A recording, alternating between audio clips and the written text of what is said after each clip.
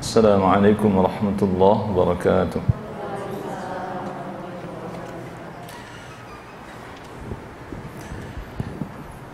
Innal hamdalillah nahmaduhu wa nasta'inuhu wa nastaghfiruh.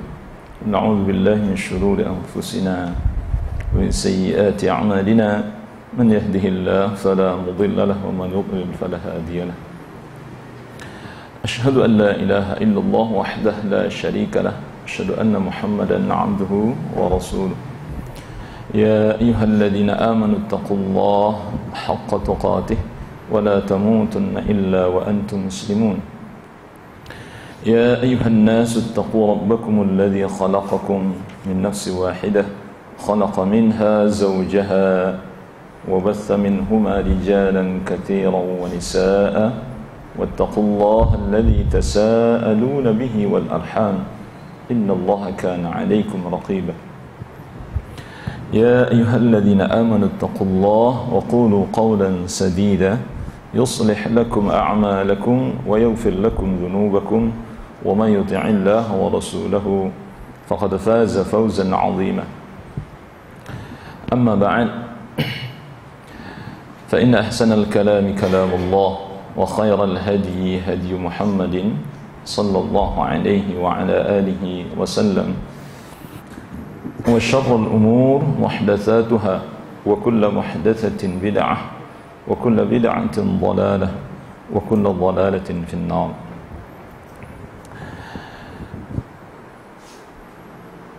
Ibu-ibu yang dirahmati Allah Subhanahu wa taala, pada pagi ini kita kembali dipertemukan Allah dalam majelis yang mulia ini, majelis yang insyaallah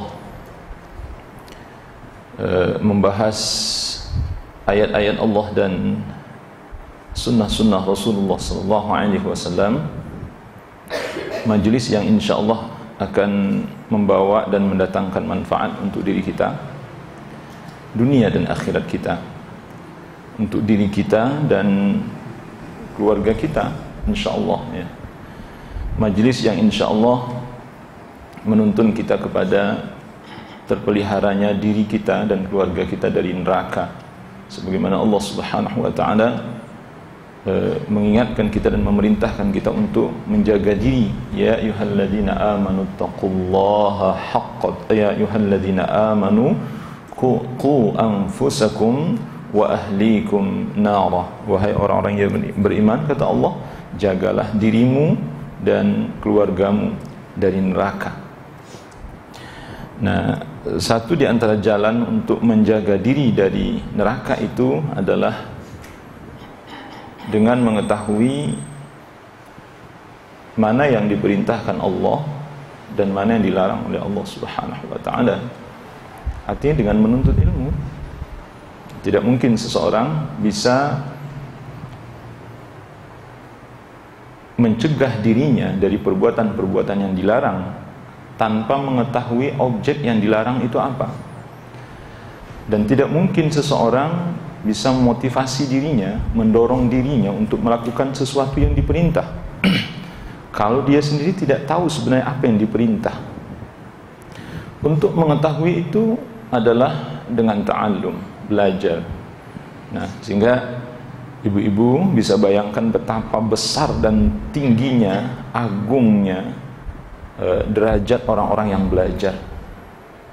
Karena dengan belajar ini Allah beritahu mana yang benar, mana yang salah, mana yang baik, mana yang tidak baik.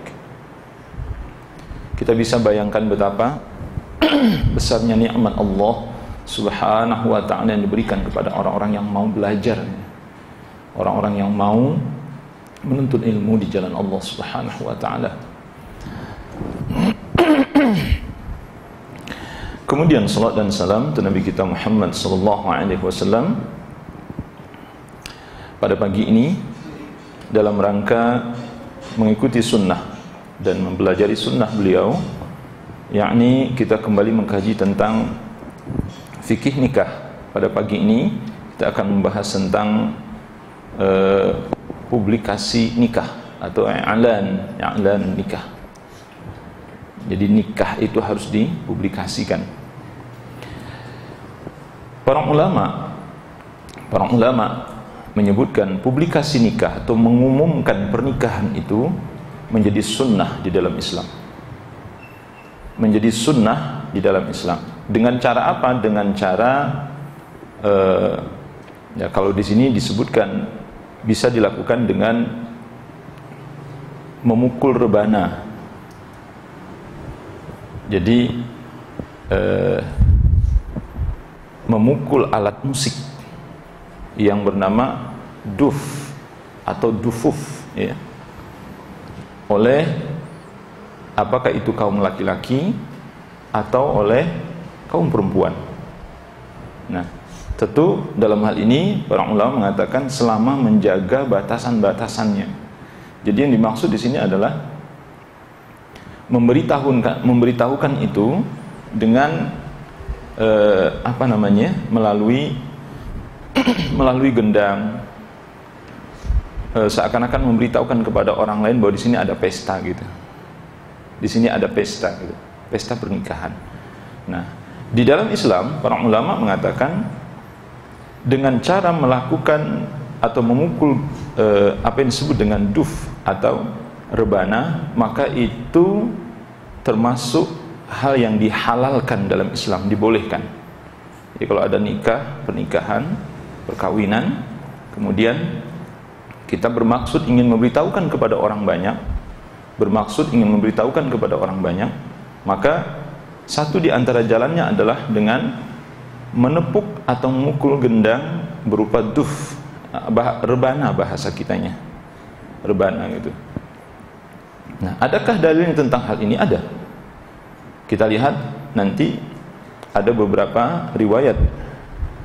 Di antaranya adalah Rasulullah SAW bersabda, "Fasl ma bainal halal wal haram." Yang pemisah antara yang halal dengan yang haram, ad-darbu bid-dufuf, yakni dengan memukul rebana. Memukul rebana itu maksud itu yang halal, ya. Was-saut, saut yang dimaksud di sini adalah suara. Jadi bunyi suara yang dihasilkan oleh rebana itulah yang halal di dalam Islam. Bunyi rebana atau bunyi tepukan atau pukulan rebana itulah yang dihalalkan di dalam Islam. Berikut nanti dengan syair-syair yang didendangkan yang berisikan kebaikan di dalamnya.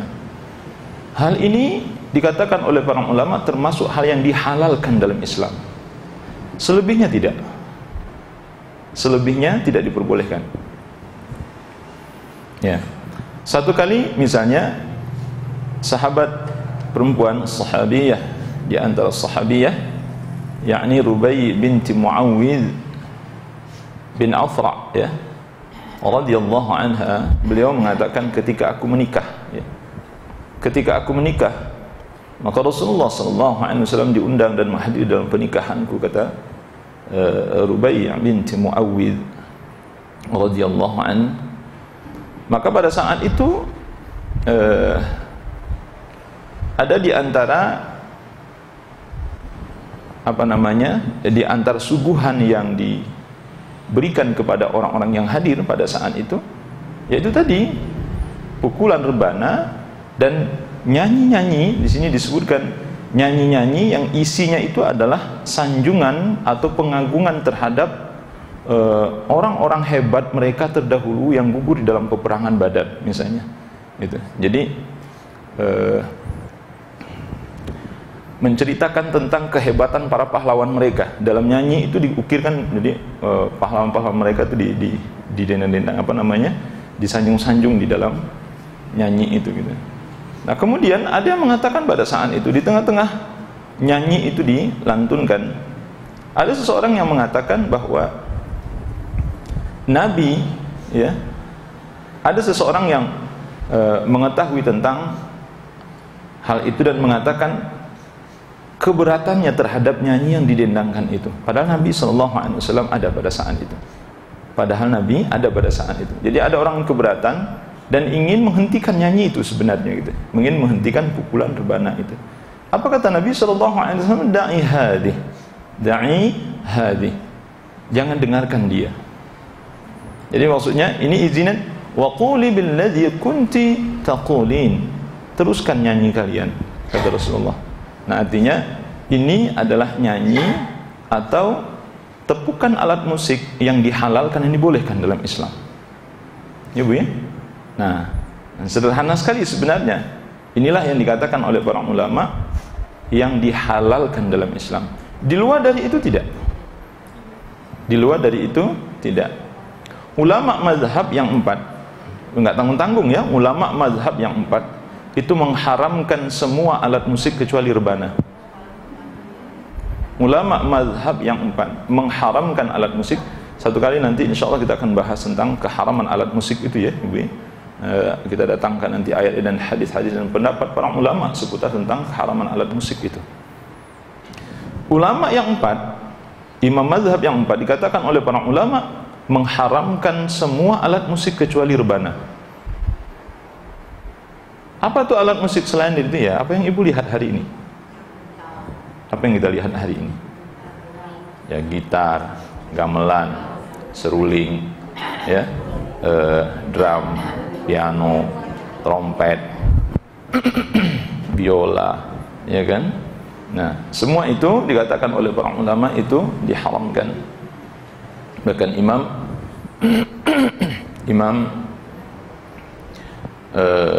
Ibnu Abdul Bar rahimahullah, generasi yang datang belakangan memaksakan diri untuk mengkiaskan hukum rebana dengan alat-alat musik lainnya.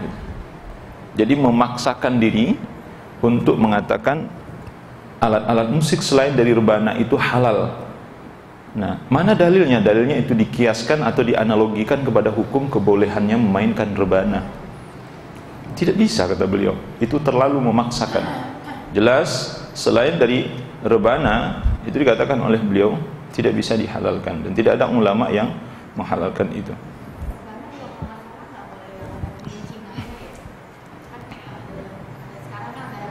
Ya, iya, nggak boleh Bu. Ya, murni hanya tepukan. Ya, murni hanya tepukan itu saja.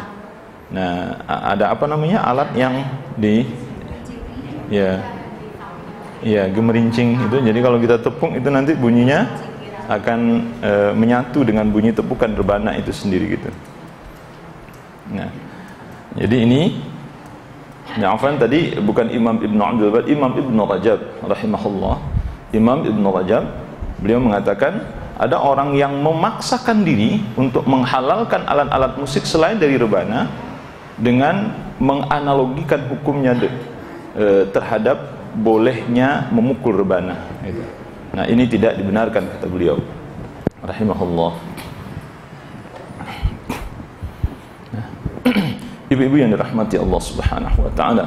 Oleh karena itu, hal-hal yang di luar dari apa yang disebutkan di dalam hadis itu dan bentuk-bentuk i'lan, bentuk-bentuk pemberitahuan yang lainnya dengan melakukan pesta-pesta, ya, di sini disebutkan oleh para ulama seperti yang terjadi dan berkembang dewasa ini, itu sebenarnya tidak ada di dalam Islam. Dan semua itu para ulama tidak ragu mengatakan bahwa model sekali lagi model musik nyanyian yang saat ini digunakan oleh kebanyakan manusia untuk merayakan atau untuk mengadakan sebuah pernikahan itu semuanya adalah haram. Para ulama tidak ragu mengatakan itu semua adalah haram. Seperti yang Ibu lihat hari ini. Yang Ibu lihat hari ini, melihat perilaku manusia terlalu banyak yang menyimpang dari sunnah Rasulullah sallallahu alaihi wasallam. Jadi misalnya di sini disebutkan ini perilaku-perilaku menyimpang atau bentuk-bentuk kemungkaran di dalam bentuk pesta, dalam pesta yang diadakan oleh orang-orang sekarang. Misalnya kaum perempuan itu berbaur dengan laki-laki, ya.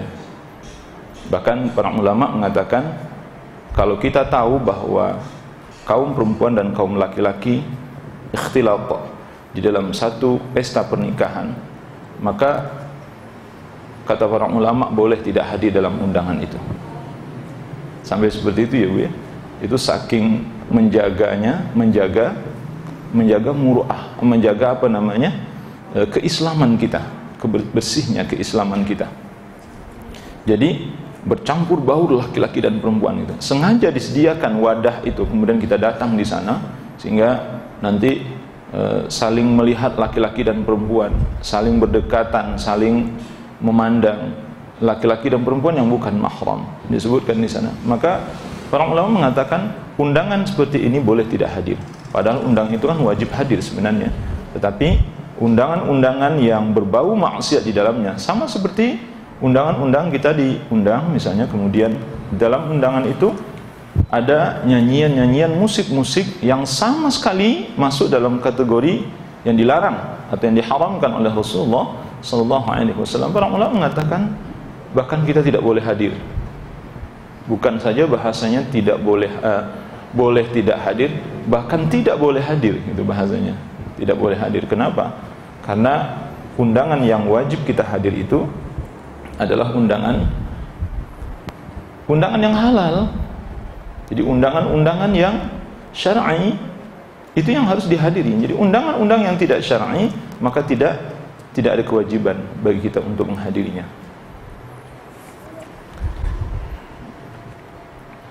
Kemudian ya, di hadisnya banyak sekali ya Bu, disebutkan di antaranya adalah iyyakum wad-dukhul 'alan nisa. Kata Rasulullah sallallahu alaihi wasallam, jauhilah oleh kalian berbaur dengan perempuan-perempuan yang bukan mahram kalian. Ini perintah buat laki-laki dan termasuk untuk perempuan ya. Jadi artinya yang suka bepergian kemana-mana itu kaum laki-laki. Makanya laki-laki yang dilarang gitu.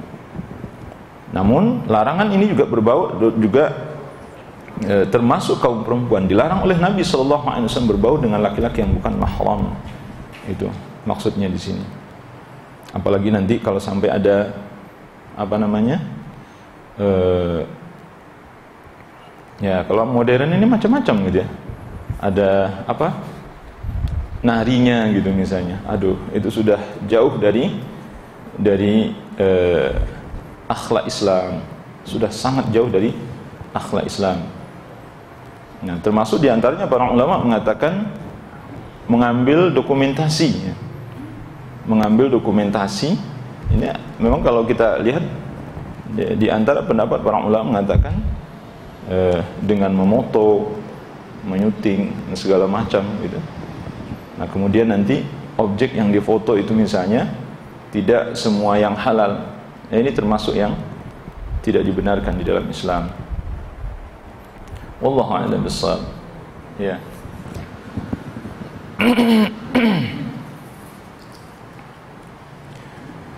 Nah, adapun hidangan yang kita lakukan, yang kita berikan kepada tamu ya, para ulama mengatakan disesuaikan dengan kemampuan kita. Jadi tidak dibenarkan kepada kita memaksakan diri misalnya membuat walimahan atau menghidangkan makanan yang sesungguhnya kita tidak mampu menghidangkannya.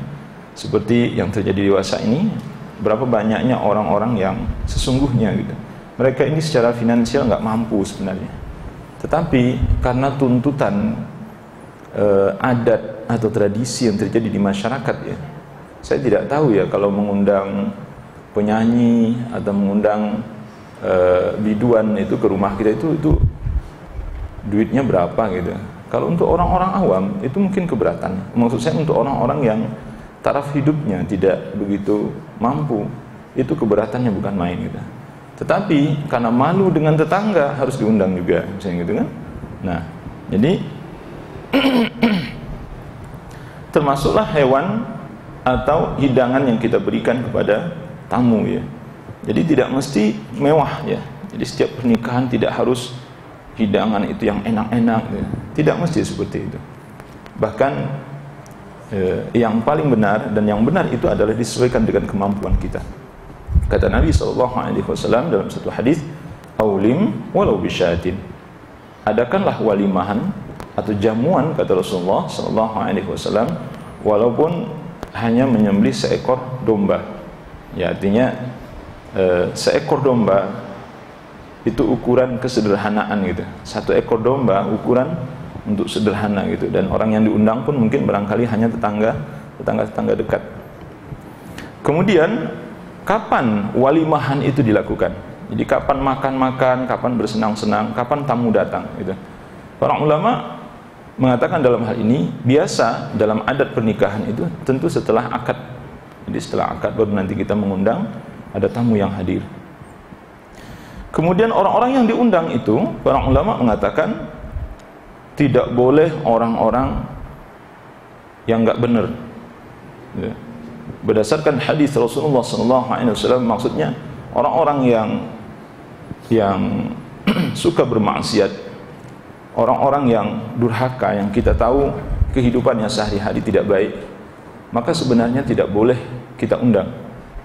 Jadi orang-orang yang kita tahu akhlaknya enggak baik, ibadahnya tidak baik, pribadinya itu tidak baik, tidak boleh diundang. Ada hadisnya. Di antaranya kata Rasulullah, "Tusahib illa mu'minan." Jangan engkau berteman kecuali dengan seorang mukmin. "Wa la ya'kul ta'amaka illa taqi." Kata Rasul sallallahu alaihi wasallam, dan jangan ada yang memakan makananmu kecuali orang-orang yang bertakwa. Jangan ada yang memakan makananmu kecuali orang-orang yang bertakwa. Jadi orang baik-baik maksudnya. Jadi kalau mengundang seseorang, undanglah orang-orang yang benar, yang baik-baik, yang kita tahu akhlaknya, agamanya gitu. Itu penting sekali. Ini adab di dalam mengundang siapa yang mau diundang gitu. Jadi tidak semua orang harus diundang gitu. Kemudian Rasulullah SAW juga mengingatkan kita, hendaknya ada undangan secara khusus buat fuqara, orang-orang miskin. Jadi orang-orang miskin itu hendaknya ada keistimewaan di dalam undangan itu. Ada keistimewaan dalam undangan itu hendaknya bagi orang-orang miskin.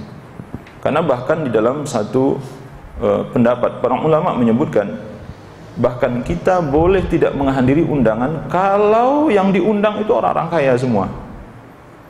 Tidak ada orang miskin di dalamnya. Ya. Jadi dalam satu riwayat Rasulullah SAW, seburuk-buruk hidangan adalah hidangan yang di dalamnya itu tidak mengundang orang-orang fakir, orang-orang miskin. Jadi yang makan cuma orang-orang kaya saja di sana gitu. Orang miskin tidak diundang. Nah, jadi perlu kita berhati-hati dalam hal ini. Sehingga Nabi sallallahu alaihi wasallam mengingatkan kita bahwa orang yang diundang itu selain dari orang-orang baik-baik, orang-orang saleh, orang-orang yang taat pada Allah Subhanahu wa taala, juga perhatikan yang diundang itu juga harus orang-orang yang miskin, orang-orang yang benar-benar membutuhkan makanan.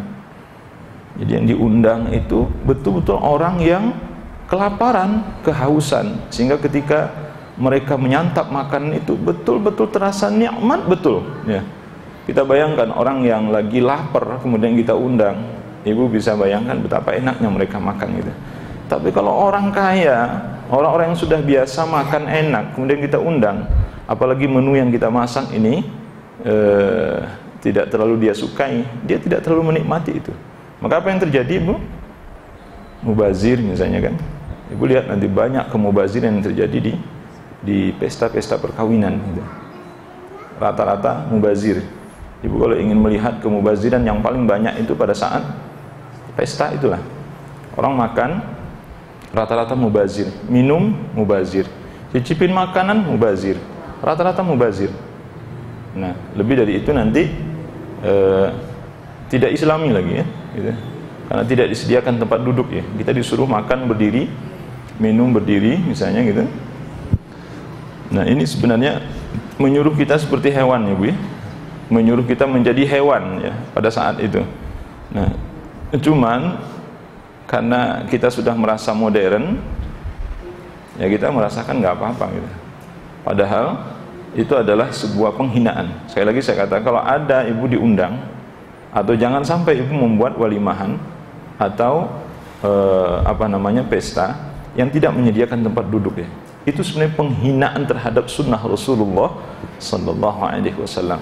Gimana orang mau duduk, sedangkan minum dan makan itu harus duduk ya. Sunnahnya duduk. Dikategorikan kita tidak berakhlak ya, tidak berakhlak. Bahkan kalau ada yang merasakan bahwa ngapain duduk, udah enak berdirinya, dia berdosa karena menentang sunnah Rasulullah sallallahu alaihi wasallam. Jadi tidak boleh. Jadi kalau ada walimahan misalnya tidak menyediakan tempat duduk sebagaimana sunnah Rasulullah sallallahu alaihi wasallam, seseorang yang makan dan minum itu harus duduk, maka saya kira sekedar hadir kemudian pulang, berikan ucapan barakallahu laka wa baraka alaika wa jama'a bainakuma fi khair, dan saya pulang. Dan sebenarnya di dalam walimahan itu ibu tidak ada keharusan makan ya, tidak ada keharusan makan, apalagi kalau ibu berpuasa misalnya, apalagi kalau ibu berpuasa. Jadi tidak mesti ya bu ya, tidak mesti. Apakah harus makan dalam undangnya? Tidak. Orang ulama mengatakan tidak. Dan ada hadisnya dari Rasulullah sallallahu alaihi wasallam. Jadi bagi kita yang berpuasa tidak mesti kita makan.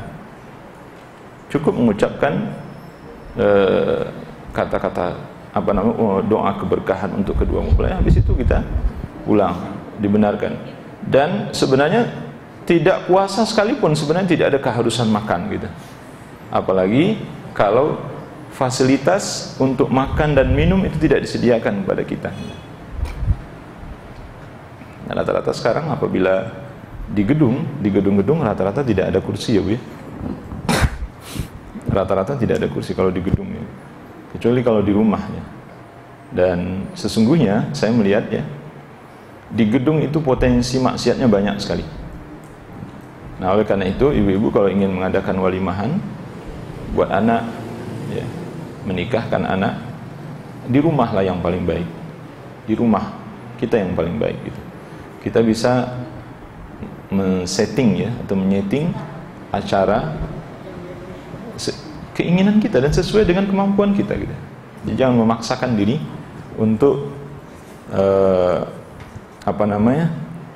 melakukan hal-hal yang dianggap modern sesungguhnya bertentangan dengan sunnah. Jadi wah ini bagus nih, ini bagus nih, bagus nih. Bagus menurut siapa gitu. Terus terang dewasa ini bentuk walimahan dan pesta yang terjadi di masyarakat kita itu rata-rata mengikuti budaya-budaya kafir. Ya Bu, mengikuti budaya-budaya kafir di luar dari ajaran Islam, di luar dari apa yang dituntunkan oleh Rasulullah sallallahu alaihi wasallam. Nah, jadi makan berdiri, ngambil makanan. Jadi makanan itu Bu sebenarnya ya itu dihidangkan, sebenarnya itu yang benar. Ibu lihat nanti di dalam hadis Rasulullah itu dan para sahabat itu diundang kemudian dihidangkan. Enggak ada Nabi, ya Rasulullah ambil aja sendiri ya. Enggak ada gitu. Ngambil sendiri. Itu dihidangkan makanan itu. Rasulullah duduk kemudian dihidangkan. Begitu yang benar ya. Dan itu bentuk memuliakan tamu. Masa tamu disuruh ngambil sendiri makanan segala macam itu? Itu enggak benar gitu. Ya. Enggak benar gitu. Yang seperti itu. Jadi tamu dimuliakan. Bagaimana cara memuliakan tamu? Diambilkan makanannya kemudian dipersilahkan. Nah itu yang betul. Itu namanya memuliakan tamu gitu. Nanti tamu disuruh berjalan kian kemari cari makanan, mana yang enak cari makan ini. Nah ibu bayangannya, itu bukan budaya Islam yang seperti itu. Sama sekali bukan budaya Islam. Nah ini yang kita lihat di masyarakat non Muslim. Di mereka hal-hal yang seperti itu tuh biasa saja gitu. Karena mereka nggak punya panduannya, makan dan minum itu nggak punya panduan. Nah jadi itu, ibu-ibu yang dirahmati Allah Subhanahu Wa Taala. Selain dari itu,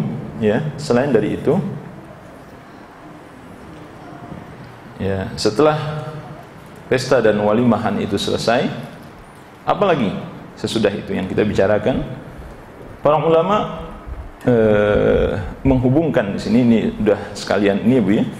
Jadi doa tadi itu adalah barakallahu laka wa baraka alaika wa jama'a bainakuma fi khair. Ini kalimat yang diajarkan oleh Rasulullah sallallahu alaihi wasallam. Meski ada beberapa kalimat lainnya.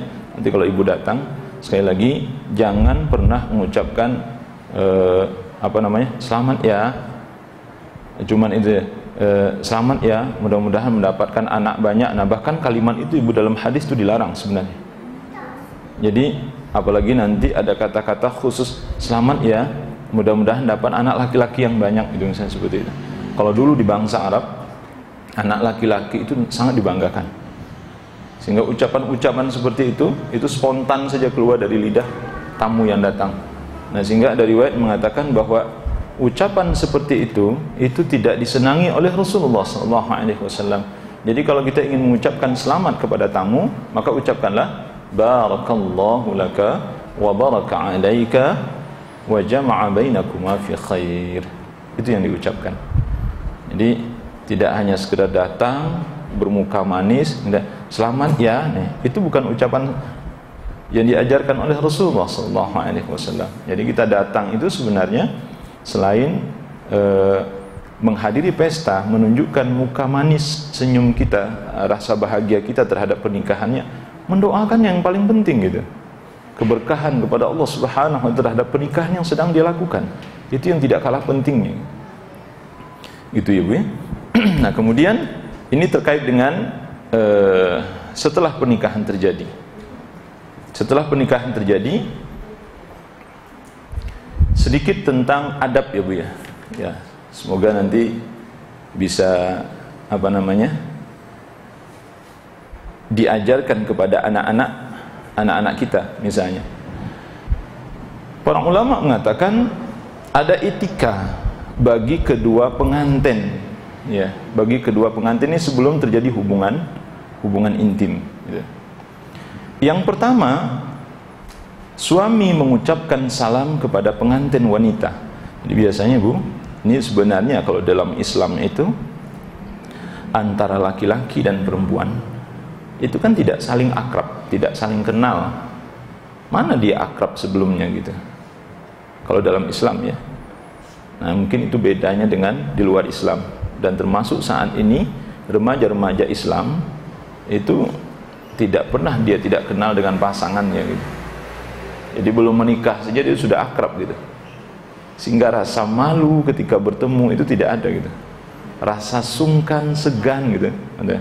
Ini istriku ini bagaimana gitu ya, nggak ada lagi karena dia sudah tahu sifatnya gitu. Melalui apa? Melalui pacaran yang diharamkan itu. Jadi melalui sarana pacaran ini ya, mereka sudah mengetahui si pasangannya gitu, sehingga tidak ada rasa sungkan, malu gitu. Nah, maka di dalam Islam sebenarnya suami mengucapkan salam. Jadi kalau istri mungkin sedang di dalam, ucapkan assalamualaikum, assalamualaikum ya, warahmatullahi wabarakatuh. Gitu. Jadi di sini disebutkan oleh dalam satu riwayat dari Ummu Salamah radhiyallahu anha, Nabi SAW menikahinya, lalu ingin menemuinya dan beliau mengucapkan salam. Ummu Salamah tidak, ya kalau secara ini kenal ya, secara umum itu kenal gitu. Tapi bagaimana Ummu Salamah, bagaimana Rasulullah bagi Ummu Salamah, itu kan asing gitu. Nah, sehingga ingin bertemu pertama sekali di malam pertama itu supaya mengurai kebekuan dan kecanggungan pada malam itu, dimulailah dengan salam assalamualaikum warahmatullahi. Itu yang pertama. Yang kedua disebutkan suami bersikap lembut ya terhadap pengantin wanitanya dengan menyuguhkan makanan atau manisan. Nah, ini terjadi pada diri Rasulullah SAW. Jadi Rasulullah itu sebelum menemui istrinya, jadi beliau memberikan makanan ringan atau manisan itu atau mungkin berbentuk minuman ya, seperti susu gitu. Nah, ini terjadi pada diri Rasulullah SAW. Rasulullah mengambil susu kemudian memberikan kepada Aisyah radhiyallahu anha, dan Aisyah malu-malu pada saat itu disebutkan. Nah, itu yang dilakukan oleh Nabi sallallahu alaihi wasallam. Kemudian meletakkan tangan, ini seorang suami sebenarnya. Ini yang mungkin wallahu a'lam, saya tidak tahu, yang ini mungkin yang banyak sunnah ini yang mungkin banyak ditinggalkan oleh pasangan-pasangan suami istri yang baru gitu. Apa itu? Seorang suami itu meletakkan tangannya di ubun-ubunnya persis istrinya itu. Ini. Sambil apa? Sambil mengucapkan doa. Apa kata Nabi? Wal yad'u bil barakati wal yaqul, hendaklah mendoakan keberkahan bagi istrinya, dan juga dia berdoa, Allahumma inni as'aluka khairaha wa khaira ma jabaltaha alaihi. Ya Allah, aku memohon kepadamu kebaikan dari istriku ini. Ya Allah, aku memohon kebaikan dari istri ini, keberkahan, kebaikan atau keberkahan dari istriku ini. Kemudian kebaikan yang engkau ciptakan padanya, wa khaira ma jabaltaha alaihi. Ya Allah, kebaikan yang engkau ciptakan pada dirinya, aku memohon kebaikan pada dirinya, aku memohon kebaikannya dan memohon kebaikan yang engkau ciptakan pada dirinya. Wa a'udzubika min syarriha, dan aku berlindung kepadamu ya Allah dari keburukannya. Wa min syarri ma jabaltaha alaihi, dan dari keburukan yang engkau ciptakan padanya, pada istrinya itu maksudnya. Nah, ini apa namanya yang dilakukan oleh seorang suami terhadap pasangannya sebelum melakukan hubungan. Kemudian yang terakhir,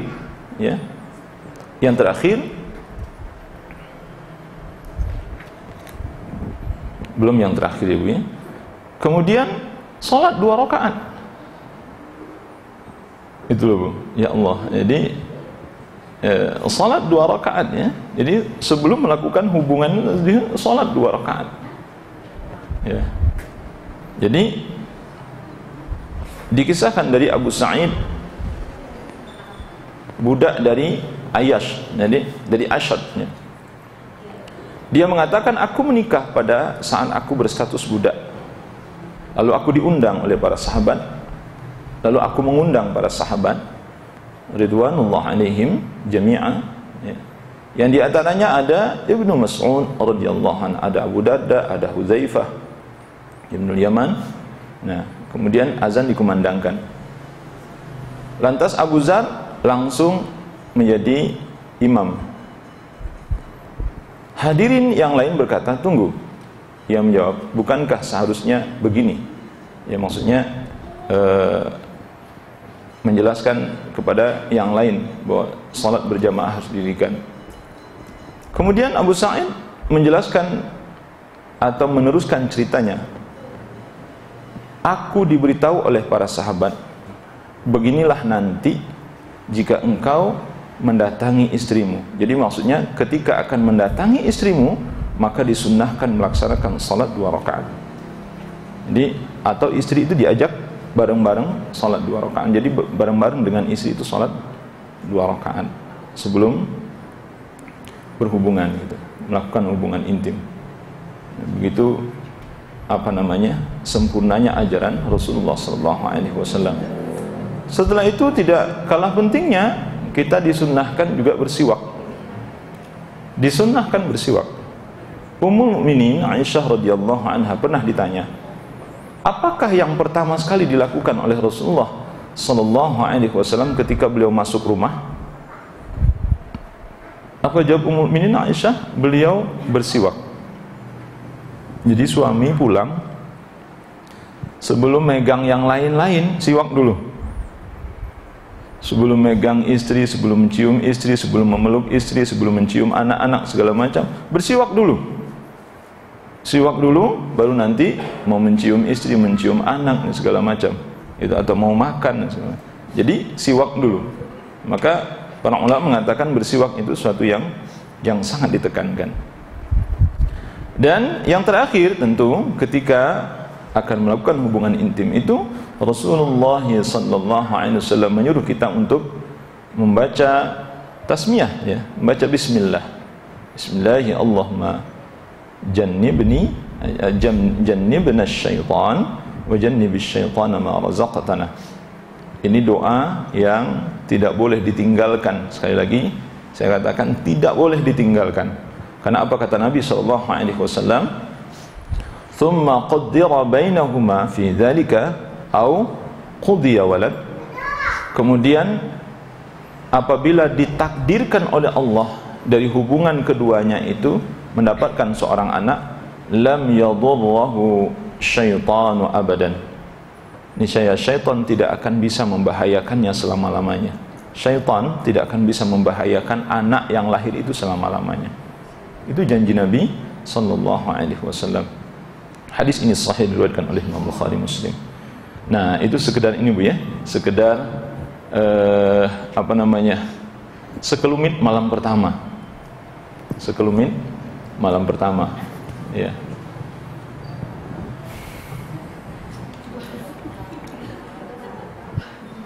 Ya, kita bercerita tentang pasangan suami istri yang sudah menikah, gitu. Nah, kemudian kita masuk kepada hak dan kewajiban suami istri. Hak dan kewajiban suami istri. Mungkin ibu-ibu agak sedikit menahan nafas ya, karena begitu besarnya hak suami yang harus ibu tunaikan. Saya memulai dengan hadis Rasulullah sallallahu alaihi wasallam. Rasulullah sallallahu alaihi wasallam bersabda, haqquz zawji 'ala az-zawjati. Hak seorang suami atas seorang istri. Anna law kanat bihi qarhatun falahisatha ma'addat haqqahu. Kata Rasulullah sallallahu alaihi wasallam, hak suami atas istri, atas istrinya itu sangat besar kata Rasulullah. Dicontohkan oleh Nabi, kalau seandainya si suami ini memiliki luka, kemudian bernanah luka itu, kemudian si istri menjilatnya, sebut ini. Nah makanya ibu saya bilang, kemudian istri menjilat luka itu atau berusaha untuk membersihkan nanah itu dengan lidahnya, dengan mulutnya. Itu dikatakan oleh Rasulullah SAW, maka hal itu belum dianggap bahwa istri telah menunaikan haknya. Si istri belum dianggap menunaikan haknya terhadap suaminya, hak suaminya. Besar nggak itu Ibu? Kalau dilihat dari sini kan, nah, betapa ininya gitu, betapa besarnya hak suami terhadap istri. Sampai begitu Rasulullah SAW ma'addat haqqahu. Maka istri belum dianggap menunaikan hak suaminya, belum dianggap gitu.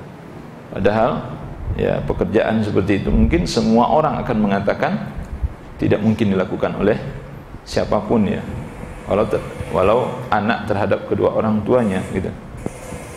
Tapi Nabi SAW mengungkapkan ini, dan hadis ini Ibu, hadisnya sahih ya, hadis sahih.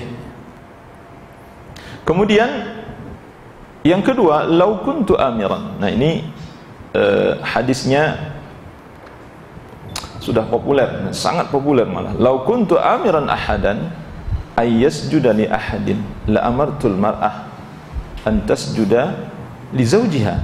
Kata Nabi SAW, jikalau seandainya aku dibolehkan untuk memerintahkan seseorang bersujud kepada seseorang yang lain, maka sungguh aku akan perintahkan istri untuk sujud kepada suami. Kalau aku dibolehkan oleh Allah Subhanahu wa ta'ala untuk memerintahkan seseorang agar sujud kepada seseorang yang lain, maka aku akan perintahkan para istri untuk sujud kepada para suami. Nah ini kata Rasulullah sallallahu alaihi wasallam. Hadis ini juga sahih ya, diriwayatkan oleh Imam Bukhari, Imam Ibnu Majah dan Imam Al-Baihaqi. Itu. Kemudian di dalam riwayat yang lain disebutkan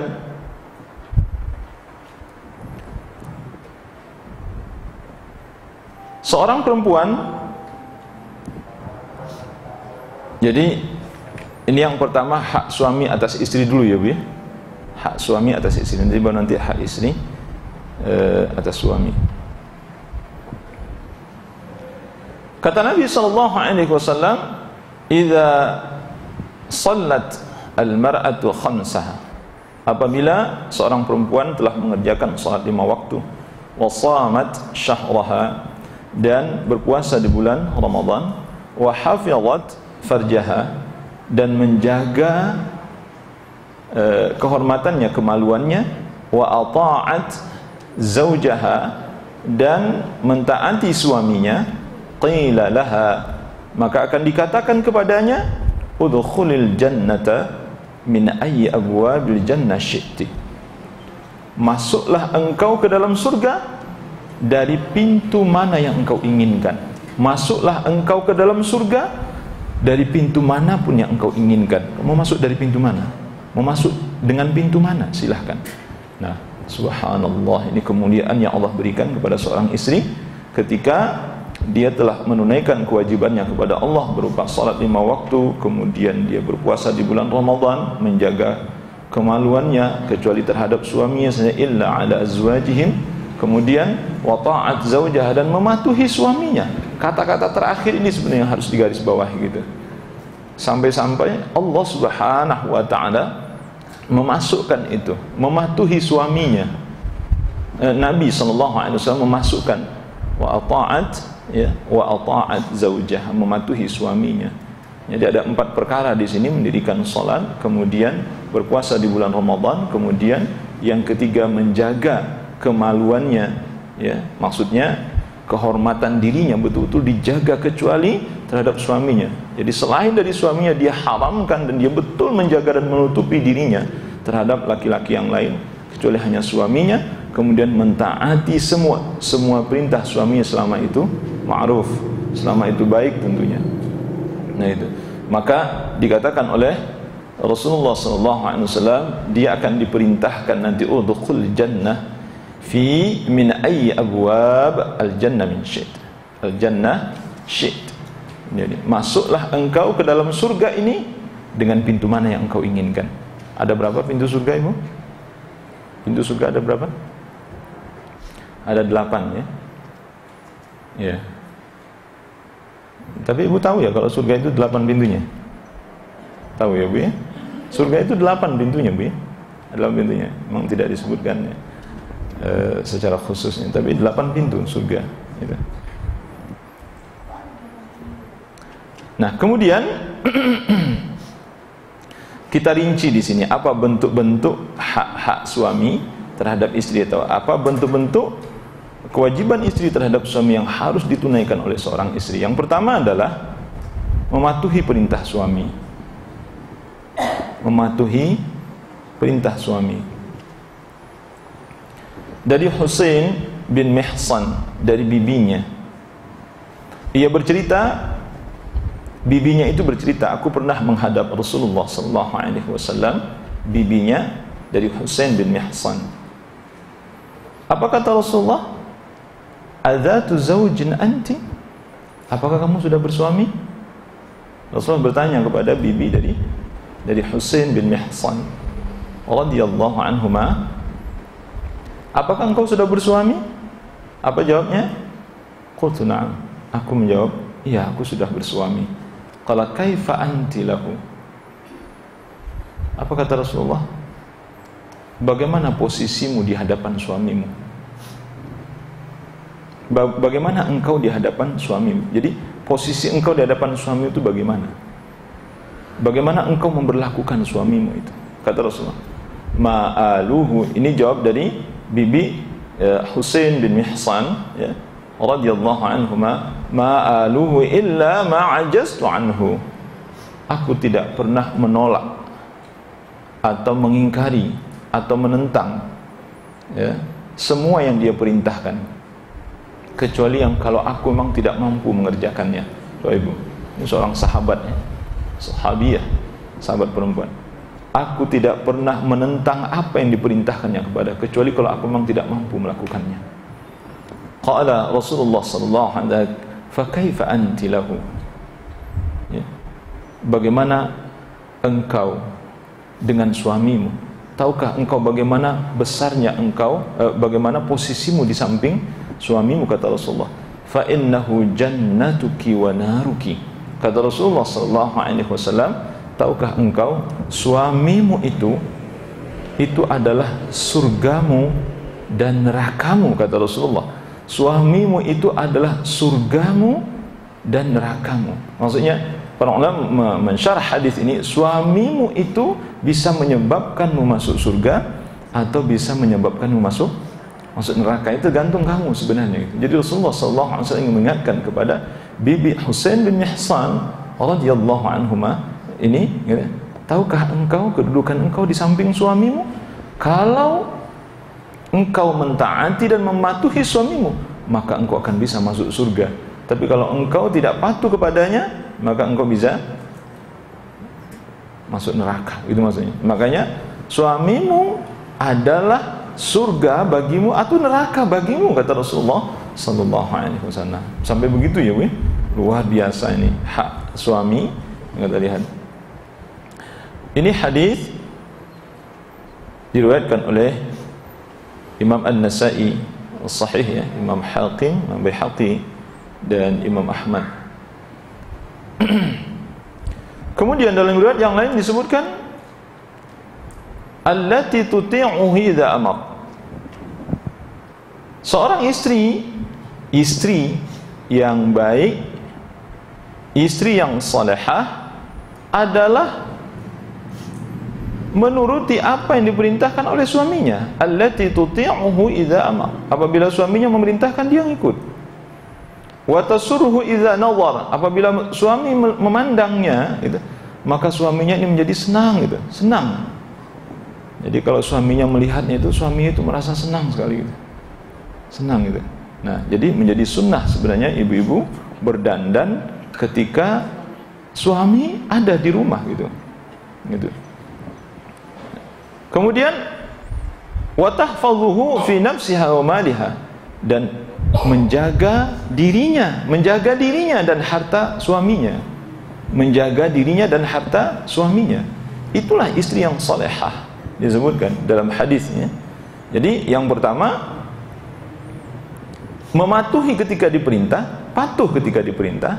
Jadi nggak banyak bantah. Wa tasurruhu idza nawar, dan membuat suaminya senang, gitu, kalau melihatnya itu enak, gitu, istrinya ini senang dia melihat istrinya itu. Ini artinya istri suka dandan di hadapan suami, bukan suka dandan ketika mau pergi, ya. Kalau mau pergi dandannya bukan main, di rumah nggak pernah dandan. Nah, ini bukan istri yang salehah seperti ini. Nah, yang terjadi saat ini, perhatikanlah, kalau di rumah-rumah itu para istri nggak ada yang dandan. Ntar kalau mau kondangan atau mau apa baru dandan. Nah, ini terbalik sama sekali, Bu, ya. Saya ingin katakan ini adalah perilaku jahiliyah, gitu. Ya, bagaimana suami mau betah? Bagaimana suami mau betah? Coba kita perhatikan. Suami-suami kalau keluar dari rumah itu di jalanan misalnya melihat perempuan-perempuan dengan dandanan minor, ya. Dandanan yang mencolok, gitu.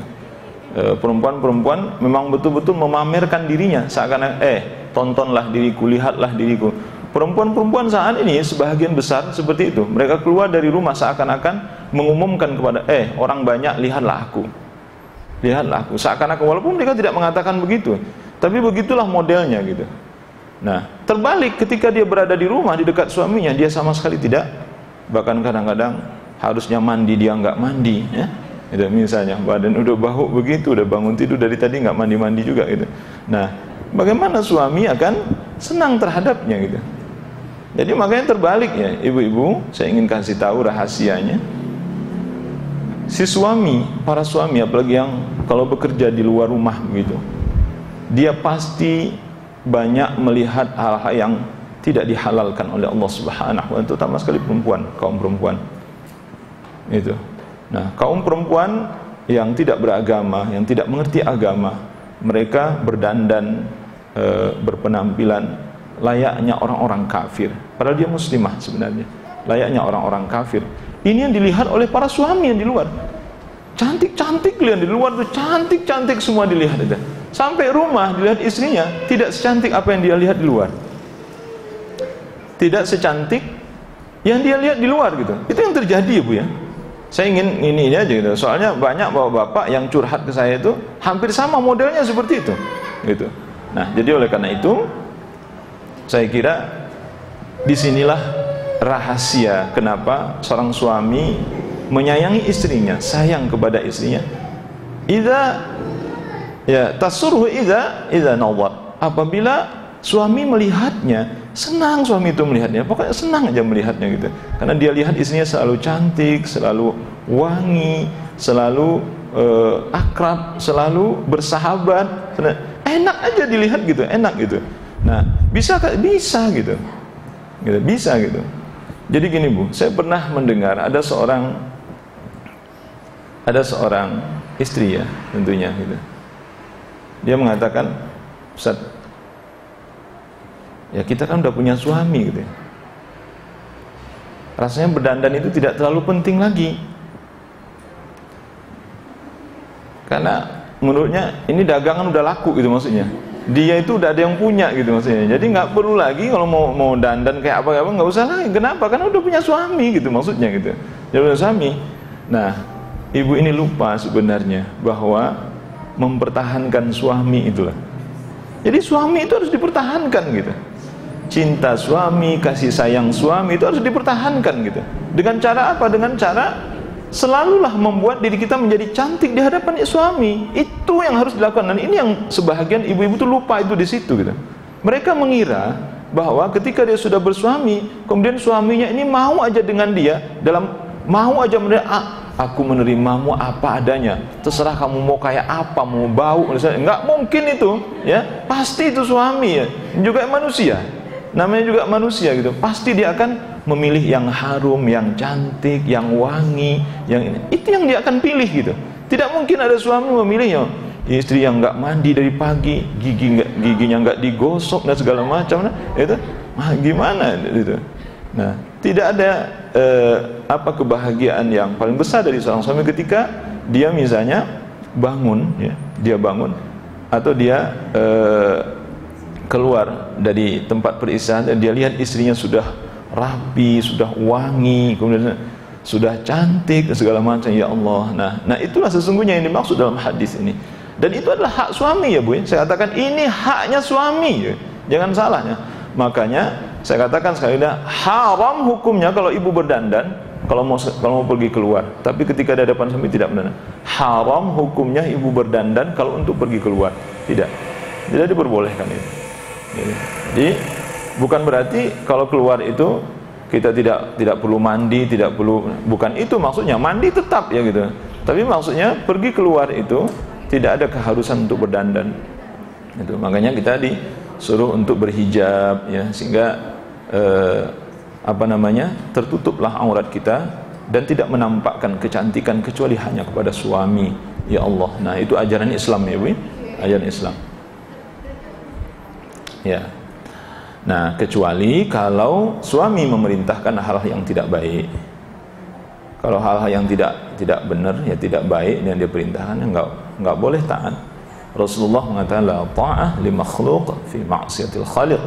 Tidak boleh mematuhi seseorang kalau dia memerintahkan untuk maksiat. Jadi kalau perintahnya itu isinya adalah maksiat kepada Allah dan Rasul, maka tidak wajib untuk taat, sekalipun itu suami, sekalipun itu ayah dan ibu.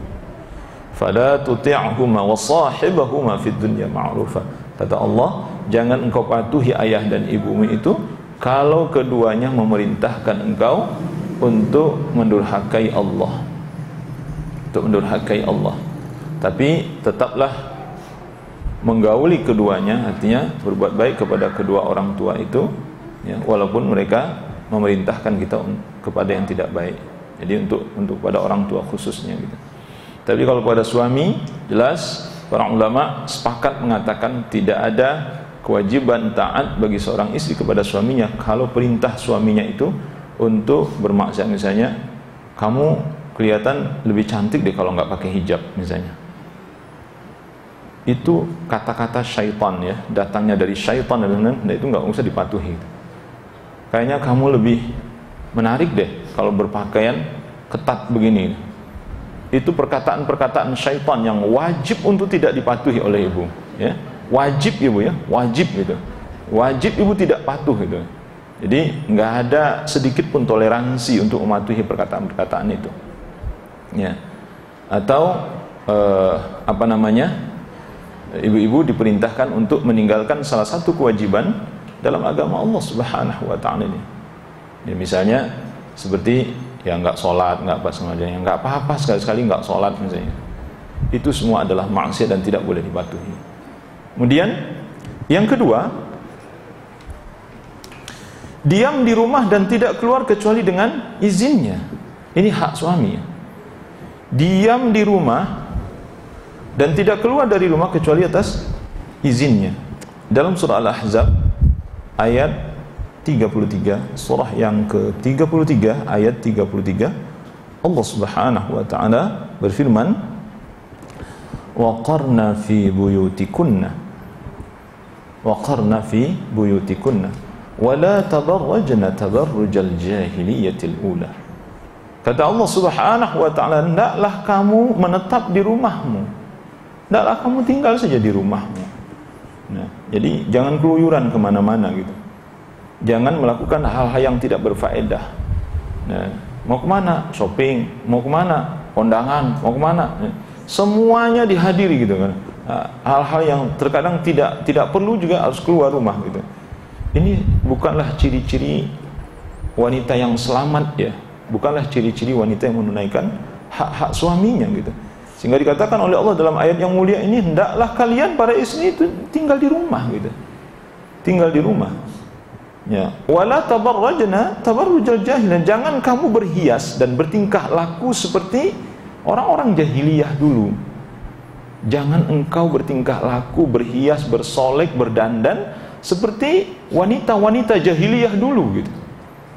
Jadi mereka mau keluar misalnya itu bersolek. Nah persis sama yang dilakukan oleh masyarakat yang mengaku modern saat ini. Modernnya modern jahiliyah modern. Jadi kalau mau keluar rumah baru dandan. Kalau di rumah nggak pernah dandan. Nah ini 100% terbalik dari ajaran Islam. Di samping memang yang paling baik bagi seorang istri itu, adalah dia menetap di rumah. Kalau ibu tanyakan kepada para suami, dan saya hakul yakin jawabannya pasti sama, baik suami yang mengerti agama maupun yang tidak mengerti agama, mana yang bapak sukai gitu? Istri bapak itu di rumah saja atau dia keluyuran kian kemari? Pasti dia akan mengatakan, saya maunya istri saya itu di rumah saja gitu. Dia akan mengatakan itu. Saya yakin baik orang yang ngerti agama maupun yang tidak ngerti agama gitu. Jawabannya akan sama. Seperti itu jawabannya. Sehingga Syekhul Islam Ibn Taimiyah rahimahullah mengatakan bahwa seorang istri tidak dibolehkan keluar rumah kecuali dengan seizin suaminya. Jika si istri ini nekat misalnya tanpa seizin suaminya, dia keluar rumah, berarti dia telah melakukan nusyuz. Nusyuz apa ta'iban? Ta'ad nusyuz, kedurhakaan kepada suaminya. Nah, maka dia telah bermaksiat kepada Allah Subhanahu wa taala dan Rasulnya. Kalau suaminya melarang, kamu nggak boleh keluar. Kemudian dia memaksa keluar, padahal suaminya sudah melarangnya. Maka Imam Ibnu Taimiyah rahimahullah, si istri ini telah melakukan nusyuz. Nusyuz itu kedurhakaan kepada suami dan kepada Allah, kepada Rasul. Gitu. Yang ketiga, mematuhi suami apabila mengajaknya untuk berhubungan intim. Ya. Jadi ini mah agak sensitif ya Bu ya, persoalannya. Nah ini termasuk hak suami ya. Jadi bagi seorang istri jangan menganggap remeh hubungan intim ini. Jangan menganggap remeh masalah hubungan intim ini. Berapa banyaknya rumah tangga menjadi berantakan ya, atau berujung pada perceraian karena masalah hubungan intim masalahnya gitu. Nah, saya tidak tahu ya ibu-ibu, tapi beberapa kasus itu yang saya temukan, banyak para suami itu mengeluhkan tentang layanan istrinya gitu. Layanan istrinya, sebenarnya dia tidak mau mengatakan itu, jadi cuman apa yang harus saya lakukan gitu. Apa yang harus saya lakukan. Jadi seringkali istrinya itu tidak memenuhi keinginannya. Jawabannya macam-macam, ada capek lah, lagi nggak mood lah, lagi macam-macam lah. Jadi sebenarnya Bu, saya melihat begini, seorang istri kalau dia tidak benar-benar menyiapkan dirinya untuk suaminya, jangan salah ya, mengabulkan keinginan suami ketika diajak berhubungan intim, itu adalah sebuah ketaatan yang sangat tinggi nilainya di sisi Allah Subhanahu wa Ta'ala. Oleh karena itu sebenarnya kita harus tahu kapan jadwal suami kita pergi dan kapan jadwal pulangnya. Yang paling penting tahu jadwal pulangnya kapan gitu. Itu yang paling penting gitu. Sehingga ibu benar-benar menyiapkan diri untuk itu. Jangan sampai ketika suami pulang ibu capek melulu. Suami pulang ibu capek ya. Suami pulang capek, ngantuk gitu. Pokoknya setiap suami pulang, nah itu mungkin ada alasan terus gitu. Makanya yang paling penting ibu mempersiapkan ini rahasia sebenarnya. Kita harus tahu kapan ini jadwal suami saya pulang nih, jam segini. Maka ibu-ibu itu memang betul saya harus fresh nih. Kapan perlu? Kalau kita tahu misalnya suami pulang jam 9 malam misalnya gitu ya, jam 9 malam. Ibu sebelumnya itu sudah, kalau misalnya ibu ngantuk, tidur dulu sebelum itu, tidur dulu. Kalau belum mandi dulu gitu. Pokoknya bersih-bersih. Nah, itu yang harus ini kan. Persoalan nanti suami mau ngajak hubungan intim atau tidak itu urusan lain sebenarnya, tapi ibu harus siap dengan itu, dengan segala kemungkinan gitu. Nah, ibu pernah mendengar hadis bahwa Rasulullah SAW pergi ke pasar. Kemudian di pasar itu beliau melihat ada seorang perempuan yang membuat keinginan syahwat beliau terhadap seorang perempuan gitu. Nabi SAW, ini cerita Rasulullah SAW pada saat itu. Nah kemudian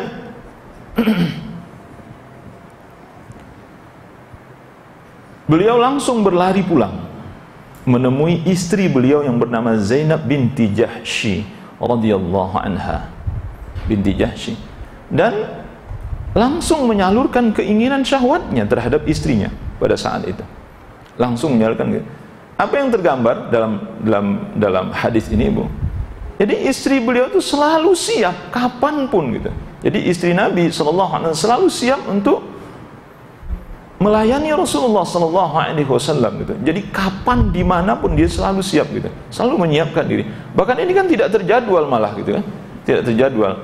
Tapi Zainab tahu bahwa hari itu adalah giliran Rasulullah di rumahnya gitu, giliran Rasulullah SAW di rumahnya, sehingga dia selalu siap gitu. Nah, bahkan para ulama mengatakan istri dalam keadaan kondisi apapun gitu, ketika suami menginginkan maka dia harus memperkenankan keinginan suaminya itu gitu. Lagi masak misalnya gitu, oh lagi halangan nggak boleh ya Bu ya. Ya kalau lagi halangan jelas itu diharamkan. Lagi masak, lagi mencuci, lagi apa, nah, sampai seperti itu nih. Bahasanya sampai situ ya Bu. Subhanallah. Lagi apa saja gitu misalnya. Ya, selain dari lagi halangan ya Bu, selain dari lagi haid gitu. Maka para ulama mengatakan adalah satu bentuk ketaatan yang sangat besar di sisi Allah Subhanahu wa Ta'ala terhadap suami. Seperti itu. Nah, oleh karena itu, ibu-ibu, saya ingin mengingatkan, jangan pandang remeh masalah hubungan intim ini. Dulu di zaman Rasulullah SAW, Rasulullah dan para sahabat itu kan biasa pergi berperang. Itu terkadang berminggu-minggu, bahkan mungkin bisa berbulan-bulan pergi berperang itu. Ibu bisa bayangkan ini, para suami udah sebulan gak ketemu istri, atau sudah sebulan setengah gak ketemu istri, betapa kangennya gitu, betapa sangat inginnya dia bertemu dengan istri, sangat ingin sekali. Jangan sampai ada para istri yang tidak siap, kecuali haid ya. Kalau haid memang itu qadarullah, itu takdir Allah terhadap seorang istri. Jangan sampai ada istri yang suaminya pulang sudah lama ketemu, kemudian dia menolak atau tidak siap. Nah, itu saya kira dosanya Allah saja yang tahu gitu. Allah saja yang tahu. Oleh karena itu Rasulullah sallallahu alaihi wasallam mengingatkan kepada para suami, kalau kalian pulang, ya, jangan langsung pulang ke rumah. Jangan langsung pulang ke rumah. Jadi beri kabar dulu istri itu agar dia bisa bersiap-siap. Menyiapkan dirinya, berdandan, membuat dirinya wangi, membuat dirinya segala macam.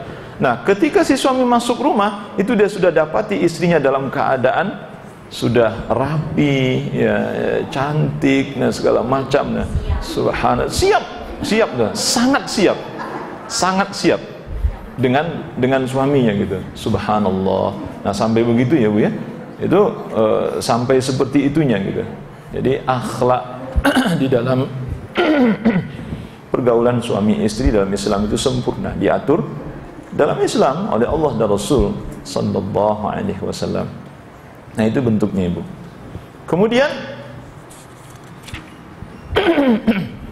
yang keempat, tidak mengizinkan orang lain atau seorang pun, ini maksudnya adalah laki-laki, tidak mengizinkan seorang laki-laki pun masuk ke dalam rumahnya kecuali dengan seizin suaminya.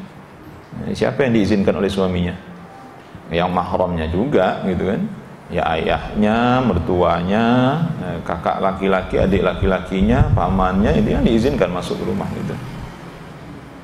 Nah, orang-orang yang yang tidak ada hubungan mahram, walaupun diizinkan oleh suaminya, itu boleh ditaati apa tidak? Saya ulangi Bu, kalau suaminya misalnya, oh suamiku mengizinkan kok, itu ada teman laki-lakiku ke rumah, itu boleh nggak dipatuhi itu? Nggak boleh gitu, itu maksiat ya. misalnya begini, ada teman dulu satu SMA atau teman kuliah gitu misalnya, dia ingin bertamu ke rumah, sementara suami tidak ada di rumah, kemudian dia minta izin kepada suaminya, atau suaminya, aku dengar temanmu waktu di SMA mau datang ya ke rumah, datang, iya, ya udah nggak apa-apa gitu. Itu sebenarnya nggak usah dipatuhi gitu. Kenapa? Karena nggak boleh laki-laki sama perempuan yang bukan mahram itu datang ke rumah, itu nggak boleh, tetap tidak boleh walaupun diizinkan oleh suami. Nah, itu masuk dalam kategori maksiat ya Bu ya? Masuk dalam kategori maksiat gitu. Kecuali, nah, ada pengecualian. Apa pengecualian? Kalau tukang AC betulin AC gitu, nah ya Ibu kan bisa keluar dulu gitu. Sebenarnya kepentingannya bukan dengan kita, sebenarnya dengan AC kita kan gitu. Tapi kalau kepentingannya dengan Ibu, dia harus menemui Ibu di rumah, duduk ngobrol sama dia, padahal dia bukan suaminya. Itu hukumnya haram. Ibu tahu itu, hukumnya haram, tidak dibenarkan itu. Seperti itu, jelas sekali tidak dibenarkan dalam syariat Islam yang seperti itu. Oleh karena itu Rasulullah sallallahu alaihi wasallam bersabda, wa inna lakum alaihinna alla yuti'na furushakum ahadan taqrahuhu. Kata Nabi sallallahu alaihi wasallam, sungguhnya hak kalian atas mereka, yakni para istri-istri kalian itu adalah hendaknya mereka tidak memasukkan seorang laki-laki pun yang tidak kalian sukai ke rumah kalian atau ke tempat tidur kalian gitu. Nah, kalau sudah masuk ke dalam rumah, itu syaitan menjadi yang ketiga. Kalau ada laki-laki perempuan berdua-duaan bukan mahram, sekalipun dia sudah punya suami, sudah punya istri, ya kan, maka yang ketiganya pasti syaitan. Pertemuan pertama itu terkadang memang tidak terjadi apa-apa, dan itulah khutuwati syaitan. Awalnya, nah, karena dibolehkan bertemu, ya bertemu aja dulu gitu kan. Nah, kali yang kedua itu biasanya pertemuan pertama kalau terasa mengasyikkan, itu akan diiringi dengan pertemuan kedua, padahal udah punya suami loh. Gitu. Itulah syaitannya. Jadi khutuwat wa la tattabi'u khutuwatis syaitan innahu lakum aduwwum mubin. Maka para ulama mengatakan syaitan tidak ada yang langsung to the point, orang ini akan berzina, tidak ada, jarang sekali yang seperti itu. Syaitan pasti punya step-step, ada langkah-langkah yang dia tuntun kita ke arah sana, gitu kan. Tanpa kita sadari kita tiba pada gerbang zina, jangan salah mungkin. Nah, ini yang tidak dibenarkan. Dalam hadis yang lain Rasulullah SAW, la ta'dhanil mar'atu fi baiti zawjiha wa huwa syahidun illa bi'idni. Tidak diperbolehkan bagi seorang istri mengizinkan orang lain masuk ke dalam rumahnya sedangkan suaminya ada di rumah, kecuali atas izinnya. Suaminya ada di rumah nih, kemudian dia ingin mengajak laki-laki lain masuk ke dalam rumahnya, apa temannya atau tetangganya atau siapalah gitu, suaminya ada di rumah ini, maka tidak dibenarkan seorang istri mengizinkan siapapun laki-laki masuknya kecuali yang mahram, maksudnya kecuali kalau suaminya mengizinkan. Ya, kalau suaminya tidak mengizinkan atau suaminya tidak tahu, maka tidak boleh memasukkan suami laki-laki siapapun ke dalam rumah. Sampai seperti itu hak suami ya Bu ya. Ini dalam Islam menjaga hati suami. Jangan begini Bu ya. Oh nggak apa-apa, suamiku nggak apa-apa kok. Suamiku boleh kalau yang begini-begini nggak ada masalah Bu ya. Nggak apa-apa gitu. Ibu-ibu, seperti yang saya katakan tadi, memang berawal dari pelanggaran yang kelihatannya seperti biasa. Tetapi ketika sesuatu yang haram atau diharamkan oleh Allah dan Rasulnya kita langgar dan kita menganggap ini hal biasa, maka tunggulah malapetaka besar pasti akan menimpa diri kita. Pasti akan menimpa diri kita.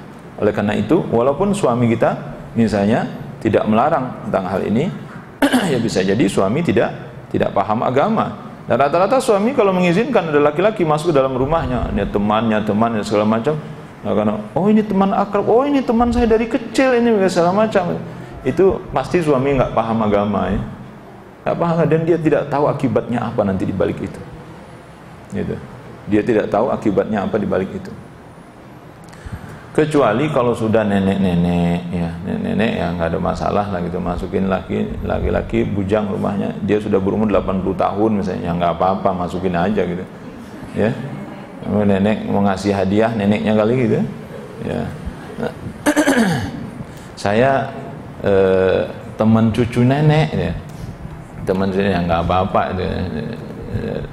Namun sesungguhnya larangan itu berlaku buat semua umur sebenarnya Bu ya. Itu berlaku untuk semua umur sebenarnya. Jadi tidak ada pembatasan umur sebenarnya. Karena syaitan itu nggak peduli kadang-kadang dengan umur ya, umur. Nah, mungkin ada juga nenek-nenek yang masih cantik gitu kan, umur 70 tahun tapi masih cantik misalnya seperti itu. Ya. Jadi tetap saja larangan itu berlaku bagi semua umur sebenarnya. Kemudian yang kelima, tidak berpuasa sunnah. Jadi kita masih bicara hak suami ya Bu ya, bicara hak suami. Adapun hak istri nanti akan kita bicarakan insyaallah. Ya. Tidak puasa sunnah, tidak melakukan puasa sunnah ketika suaminya sedang berada di rumah. La yahillu lil mar'ah an tasuma wa zawjuha syahidun illa bi idnih. Wala ta'dhana fi baitihi illa bi idnih. Rasulullah sallallahu alaihi wasallam melarang seorang perempuan berpuasa pada saat suaminya sedang berada di rumah kecuali atas izinnya. Ya Allah. Nah, itu mungkin dalam hati ya orang-orang yang nggak pernah baca dan segala macam, kayaknya kita istri mau jadiin apa nih suami kalau begini nih kan itu. Ini mikir itu. Masa ini harus izin, ini harus izin, ini harus ini. Mungkin ya orang-orang yang belum pernah ini mendengar hak-hak tentang suami ini. Sebenarnya kita ini apa ini sebenarnya? Ibu kalau baca hadis nih, sebenarnya ibu itu dalam hadis disebut oleh Nabi sebagai tawanan bagi suami. Itu Rasulullah mengatakannya, tawanan bagi suami. Gitu. Ya Allah. Nah, jadi ya, sebagaimana layak tawanan gitu, tawanan ya enggak. Ya tawanan apa-apa yang harus ngikutin apa yang dikatakan oleh orang yang menawan gitu. Dan tidak boleh macam-macam. Kalau tidak diizinkan ya enggak gitu. Sekalipun dia ingin melakukan kebaikan. Nah, termasuk kebaikan kepada Allah termasuk kebaikan berupa ibadah kepada Allah Subhanahu wa taala. Tentu ini adalah puasa sunnah. Makanya disebutkan ini puasa sunnah ya Bu ya. Kalau puasa wajib seperti puasa qadha, puasa nazar, puasa Ramadan, nggak boleh suami melarang gitu. Tidak boleh suami melarang gitu. Tapi tetap ibu, ada yang mengatakan tetap ibu memberitahukan gitu. Meski bahasanya tidak meminta izin, tapi tetap memberitahukan. Hari ini saya mengqadha puasa supaya nanti dia tidak memperlakukan ibu sebagaimana ibu tidak berpuasa gitu. Jadi ibu beritahukan gitu. Beritahukan saja gitu ya. Jangan sampai suami nanti menganggap ibu tidak berpuasa sehingga dia memperlakukan itu. Tapi kalau ibu beritahukan bahwa hari ini ingin mengqadha atau puasa nazar misalnya seperti itu kan berarti suami sudah tahu gitu. Jadi tidak diizinkan seorang istri berpuasa pada saat suaminya sedang berada di rumah. Saya kira cukup itu dulu ibu ya. Ada beberapa lagi.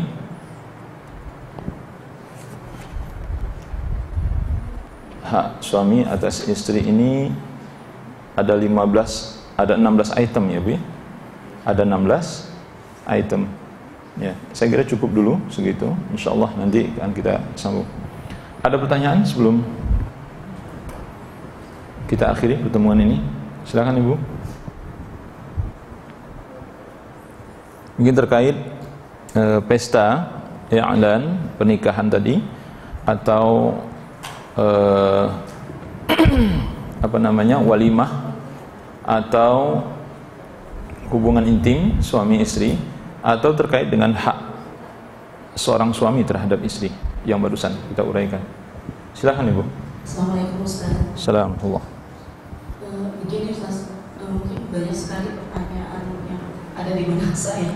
Cuma mungkin saya sekedar ingin tahu, ada yang mengatakan bahwa mengurus, memasak, mencuci atau yang lain itu bukan tugas istri. Itu yang menjadi pertanyaan saya terus menerus, itu bukan tugas istri gitu. Karena memang tidak ada diri atau bagaimana. Yang kedua adalah mengenai bagaimana dengan suami yang memang tidak pernah mendidik, tidak pernah membimbing istrinya, karena menganggap istri sudah tahu. Padahal wanita itu tetaplah harus ada contoh teladan dari suaminya. Bagaimana dengan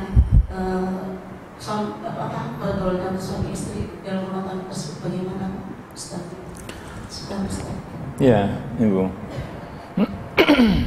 Jadi ini sebenarnya masuk terhadap hak suami ya terhadap istri. Memang terjadi perbedaan pendapat para ulama dalam hal ini. Imam Ibn Taimiyah rahimahullah menyebutkan memang para imam sebelumnya itu terjadi perbedaan pendapat ulama itu. Ada imam yang mengatakan bahwa melayani suami dalam bentuk mencucikan pakaiannya, menyetrika, membersihkan rumah, pokoknya hal-hal yang sifatnya memasak dan membersihkan. Ya kalau ngurus anak kayaknya memang itu termasuk keharusan ya, karena bagaimanapun tidak ada lagi yang lain sebenarnya selain dari ibunya gitu. Kalau untuk ngurusin anak gitu. Ini terhadap suaminya maksudnya, terhadap suaminya dulu. Meski sebenarnya ngurusin anak itu juga melayani suami sebenarnya, karena anak kan disebut dalam Islam adalah anak suami kan begitu. Jadi begini Bu, pendapat pertama mengatakan itu hukumnya tidak wajib. Hukumnya tidak wajib itu. Jadi bahasanya dalam hal ini boleh dilakukan, boleh tidak. Istri punya pilihan dalam hal ini sebenarnya gitu. Ini pendapat pertama yang mengatakan. Nah, sehingga kita temukan ini nanti di dalam kitab, termasuk kitabnya Imam Syafi'i rahimahullah mengatakan itu bukan kewajiban seorang istri sebenarnya, atau bukan haknya suami yang harus ditunaikan oleh seorang istri gitu. Jadi istri bisa memilih dalam hal ini. Itu dikatakan. Jadi dia bisa justru dalam pendapat ini disebutkan justru sebaliknya, si suamilah yang harus mencarikan pembantu untuk istrinya supaya bisa menyelesaikan tugas-tugas ini. Kenapa? Karena kewajiban seorang istri terhadap suami bukan itu modelnya, bukan itu bentuk kewajibannya. Kewajibannya itu yang melayani langsung suaminya, gitu, melayani langsung suaminya, gitu. Apa yang diinginkan oleh suaminya, gitu misalnya. Jadi bukan bentuknya seperti mencuci pakaian, menimba air, atau membuat adonan roti, segala macam. Bukan itu bentuknya, gitu. Bukan itu bentuknya. Itu dikatakan oleh pendapat pertama ini. Sehingga si istri sebenarnya punya pilihan dalam hal ini. Dia mau melakukan atau tidak. Karena ini tidak termasuk dalam kategori kewajiban yang harus ditunaikan oleh seorang istri terhadap suami. Yang itu ya Bu, yang Ibu sampaikan tadi itu. Dan memang sekali lagi ada terjadi perbedaan pendapat ulama. Sementara pendapat kedua mengatakan, dan termasuk ini juga termasuk pendapatnya Imam Ibnu Taimiyah rahimahullah. Beliau mengatakan itu juga termasuk kewajiban seorang istri terhadap suami, dan itu termasuk haknya suami terhadap istrinya yang harus ditunaikan oleh seorang istri. Apa contoh-contoh yang diberikan? Di antaranya adalah seperti Fatimah binti Rasulullah sallallahu alaihi wasallam. Fatimah anaknya Rasulullah. Nah, adakah yang lebih hebat dari anaknya Rasulullah sallallahu alaihi wasallam? Tentu tidak ada. Nah, anak Rasulullah sallallahu alaihi wasallam Fatimah ini, Bu, ini termasuk wanita paling mulia di dunia ini. Fatimah itu dipuji oleh Rasulullah sallallahu alaihi wasallam. Ya, termasuk wanita paling mulia di dunia ini. Ternyata itu tangannya kasar. Ibu tahu akibat apa? Tangannya kasar. Macam-macam, karena menimba air, karena mungkin mencari kayu bakar, bisa jadi ya, mencari sesuatu yang membuat tangannya menjadi kasar, membuat adonan roti dan segala macam. Pokoknya semua urusan-urusan rumah tangga yang orang kita menyebutnya sumur, kasur, dapur, sumur, kasur, gitu. Nah, itu dikerjakan oleh Fatimah pada saat itu. Dikerjakan oleh Fatimah pada saat itu. Sehingga Fatimah radhiyallahu anha mengadu kepada Rasulullah, ya. Dia ingin seorang pembantu. Boleh nggak dia punya seorang pembantu? Dia meminta seorang pembantu kepada ayahnya, yakni Rasulullah sallallahu alaihi wasallam. Kemudian pada saat itu Rasulullah tidak ada di rumahnya. Ya, singkat cerita, Rasulullah pulang, kemudian diberitahukan oleh Ummul Mukminin Aisyah radhiyallahu anha, Fatimah tadi datang, katanya dia minta izin, boleh nggak dia punya pembantu, gitu. Kemudian Rasulullah datang ke rumahnya. Pada saat itu dia lagi tiduran bersama suaminya Ali radhiyallahu an. Kemudian Rasulullah katakan, aku dengar kalian minta pembantu. Nah, apa kata Nabi? Maukah aku beritahukan kepada kalian ada yang lebih baik dari pembantu? Ada yang lebih baik dari pembantu, yaitu ketika kalian mau tidur, maka ucapkanlah Subhanallah 33 kali, Alhamdulillah 33 kali, Allahu Akbar 34 kali, misalnya itu kan. Ini hadisnya gitu. Nah, mentok sampai di situ hadisnya, Ibu. Apa makna dari hadis ini sebenarnya?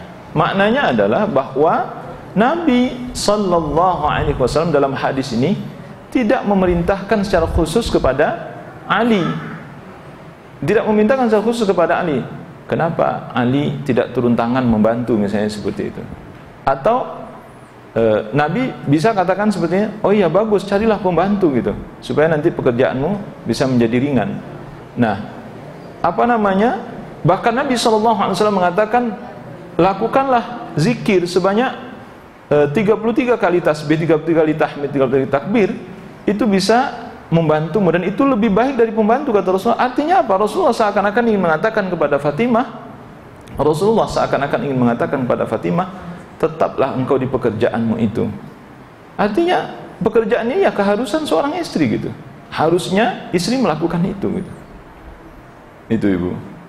Nah, kemudian disebutkan juga Asma binti Abi Bakar As-Siddiq radhiyallahu anhu. Aku melayani suamiku Az-Zubair, Zubair bin Awam, ya, radhiyallahu anhuma, dengan mengurus sendiri segala keperluan rumah. Jadi semua kepentingan-kepentingan rumah itu diurus oleh Asma binti Abi Bakar radhiyallahu anhum. Ya, Asma ini kakak dari Aisyah radhiyallahu anha. Kakak dari Aisyah. Jadi, nah, apa yang dia urus itu? Dia memiliki seekor kuda.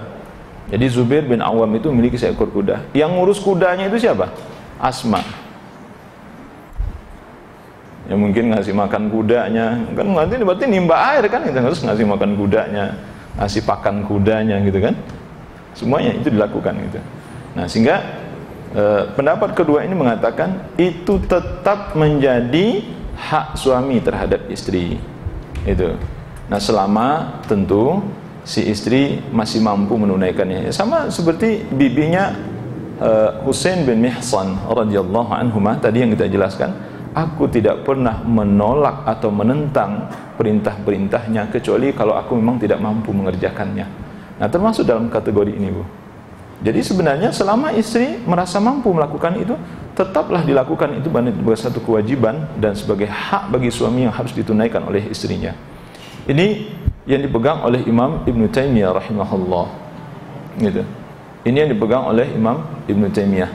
Wallahu alam, saya kira memang selama istri mampu mengerjakan dan tidak membuat dia menjadi sangat capek gitu, sangat capek ya.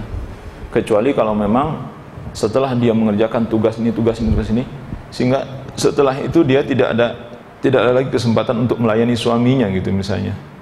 Sampai-sampai habis itu ya udah capek, tidur aja dan tidak mau diganggu oleh suaminya. Dan ini suami harus berpikir juga gitu dalam hal ini, apakah dia yang langsung turun tangan membantu istrinya, disebutkan oleh para ulama di sini itu masuk dalam kategori ta'awun ya, ta'awanu 'alal birri wat taqwa, bertolong-tolongan dalam kebajikan gitu. Jadi saling membantu kalau suaminya ada waktu yang membantu istrinya. Bukankah Rasulullah SAW disebutkan oleh para ulama, beliau suka membantu keluarga. Bahkan disebutkan oleh istri-istri Rasulullah SAW, Rasulullah itu tidak ada yang berpangku tangan ya. Rasulullah itu tidak suka berpangku tangan. Beliau itu kalau ada pekerjaan yang bisa dilakukan, beliau lakukan untuk istri dan anak-anaknya, untuk istri ya, untuk istri-istri beliau. Jadi beliau tidak pernah istilahnya berpangku tangan dan perintah aja, nunjuk-nunjuk ya, enggak pernah. Itu tidak dilakukan oleh Nabi SAW. Namun ketika ada satu pekerjaan yang berhubungan dengan pekerjaan rumah, dan itu untuk kepentingan suami, untuk kepentingan anak-anak misalnya, seperti itu, yang mampu oleh istri melakukannya, wallahu a'lam, saya kira itu bagian dari hak suami yang harus ditunaikan. Wallahu a'lam bishawab. Dan yang kedua tadi, bagaimana seorang suami yang tidak mendidik dan membimbing istrinya. Inilah ibu ya. Makanya jadi suami ya, harusnya tahu diri juga gitu ya. Jangan cuma tahu hak-haknya aja, sementara kewajibannya dia tidak tunaikan gitu. Enggak sedikit para suami seperti yang ibu katakan itu ya, dia cuma tahu haknya saja gitu, sementara kewajibannya tidak gitu. Misalnya dia berharap istrinya ini patuh kepadanya, harus begini-gini semacam itu. Tapi di sisi lain dia tidak pernah mendidik istrinya. Tunjukkan bagaimana bentuk kepatuhan seorang istri terhadap suami itu menurut Al-Quran dan Sunnah. Itu kewajiban suami mengajarkan kepada istrinya. Kenapa kamu harus patuh kepada saya? Nah, apa bentuk kepatuhan-kepatuhan yang harus tunaikan kepada saya? Dan sebutkan juga gitu, kecuali nanti kalau seandainya ada perintah-perintahku terhadapmu yang berhubungan dengan maksiat, kamu memang tidak boleh patuh kepada saya gitu. Itu semua adalah kewajiban suami sebenarnya, kewajiban suami gitu. Nah, kecuali, mungkin ada kecuali kalau si istri ternyata memang lebih pintar dari suaminya gitu. Nah, saya kira istrinya ya, tapi tetap saja diingatkan bahasanya, walaupun tidak dididik betul gitu, tapi diberitahukan juga. Ya, sifat manusia kan bisa lupa gitu. Apa orang kalau sudah belajar dia tidak pernah lupa gitu? Nggak mungkin. Siapapun manusianya, potensi lupa itu pasti ada gitu. Nah, disitulah suaminya harus mengingatkan. Tapi kalau suaminya tidak menjalankan perannya, tidak memberikan bimbingan agama, tidak menuntun istrinya ke jalan Allah Subhanahu wa taala, sebenarnya menurut saya ini malah petaka besar sebenarnya. Ini kalau bicara idealnya, Bu ya. Idealnya. Tetapi ibu bisa menyaksikan banyak rumah tangga saat ini Yang itu sesungguhnya suami-suami tidak menjalankan perannya sebagaimana mestinya. Benar loh Bu. Jadi Ibu sampaikan itu banyak sekali. Makanya saya kalau di mimbar saya katakan, nah, apa dosa kita terhadap istri dan anak kita? Kita tidak membimbing mereka di jalan Allah Subhanahu wa taala. Itu dosa kita. Saya selalu di mimbar, selalu itu saya teriakkan kepada bapak-bapak. Apa dosa kita terhadap istri dan anak-anak? Kita tidak membimbing mereka ke jalan Allah. Itu dosa kita. Istri tidak dibimbing, anak-anak tidak dibimbing. Ya. Yang kita lakukan cuma apa? Cuma cari duit setiap hari, cari duit kencang gitu. Cari duit, pinter dia gitu. Cuma cari duit saja gitu. Tapi dia bukanlah seorang suami yang bertanggung jawab sebenarnya, karena tidak mendidik istrinya dengan baik, tidak membimbing istri dan anaknya di jalan Allah Subhanahu wa taala. Padahal kebaikan rumah tangga itu tidak mungkin tercipta Ibu tanpa agama Allah Subhanahu wa taala. Kalau tidak ada agama di rumah itu, maka jangan bermimpi ya. Saya katakan jangan mimpi mendapatkan kebaikan di rumah tangga. Tidak akan. Ya. Ya Ibu? Ya. Ya itu tadi.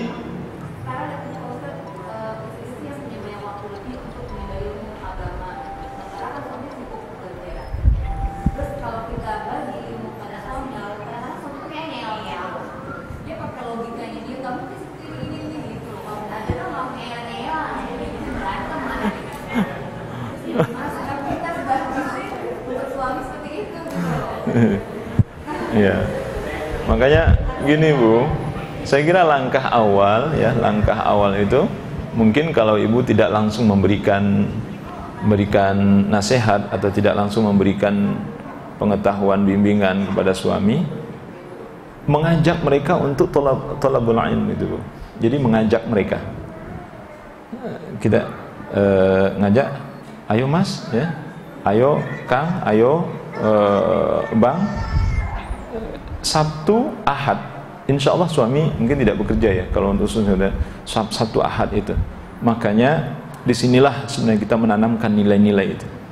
Itulah kesempatan sebenarnya hari-hari. Mungkin Ibu pelan-pelan bisa katakan bahwa ini dari Senin sampai Jumat habis waktu karena cari duit ya. Ya.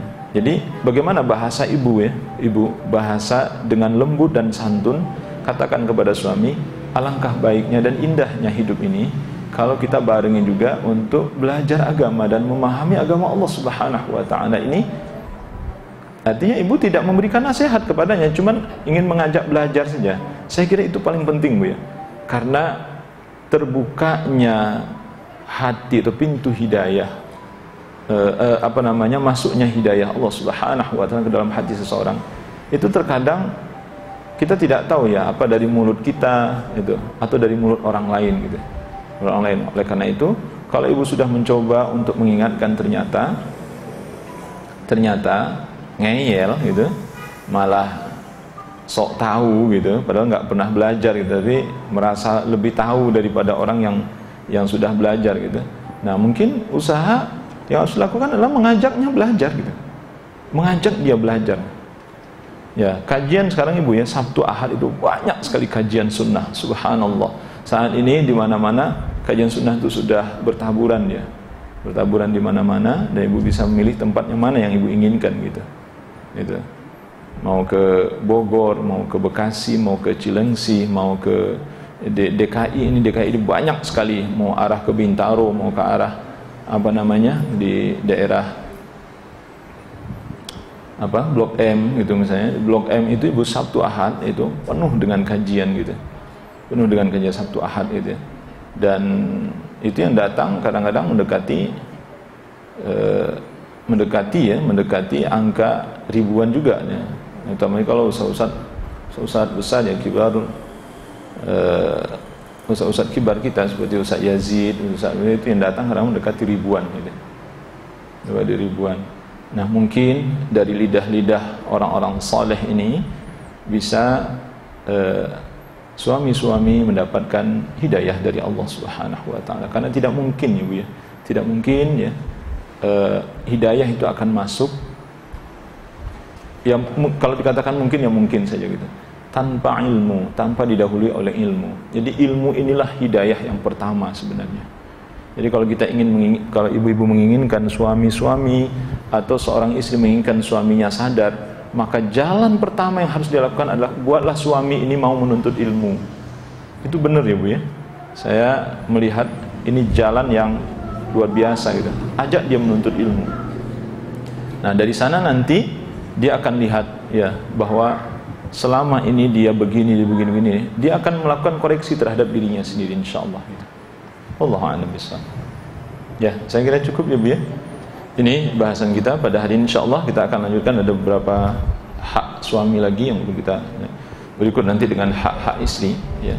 Hak istri yang wajib ditunaikan oleh suaminya. Bahkan yang Ibu tanyakan tadi itu satu di antaranya hak istri gitu. Nah, kalau ini tidak ditunaikan dosa ya Bu ya. Itu dosa gitu. Nah, dan jangan dianggap remeh hal-hal yang seperti ini. Ini prinsip masalahnya gitu. Prinsip dalam rumah tangga. Kalau ada hal-hal yang sifatnya prinsip kemudian kita abaikan sekali, dua kali dan seterusnya, itu biasanya ujungnya pasti akan terjadi hal-hal yang tidak baik. Pasti gitu. Wallahu a'lam bishawab. Sallallahu ala nabiyyina Muhammadin wa ala alihi wa sahbihi wa sallama tasliman katsira. Subhanakallahumma wa bihamdika asyhadu an la ilaha illa anta astaghfiruka wa atubu ilaik. Assalamualaikum warahmatullahi wabarakatuh.